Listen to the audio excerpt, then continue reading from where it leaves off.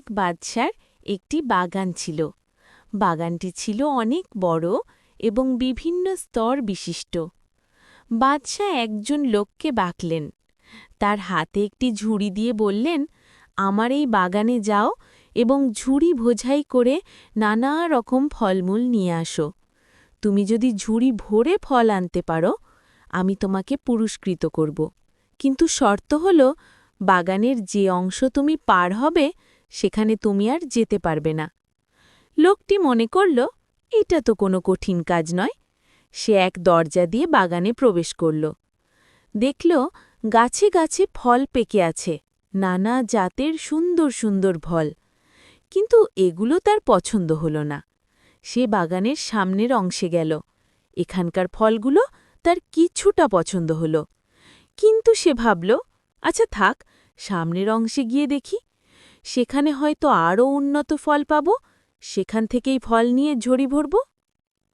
সে সামনে এলো। পরের অংশে এসে অনেক উন্নত মানের ফল পেল। এখানে এসে তার মনে হল, এখান থেকে কিছু ফল ছিঁড়ে নিই। কিন্তু পরক্ষণে ভাবতে লাগল যে সবচেয়ে ভালো ফলই ঝুড়িতে নেবে। তাই সে সামনে এগিয়ে বাগানের সর্বশেষ অংশে প্রবেশ করল। সে এখানে এসে দেখল, ফলের কোনো চিহ্নই নেই। অতএব সে আফসুস করতে লাগল আর বলতে লাগল, হায়, আমি যদি বাগানে ঢুকেই ফল সংগ্রহ করতাম, তাহলে আমার ঝুড়ি এখন খালি থাকত না। আমি এখন বাদশাকে কি করে মুখ দেখাব?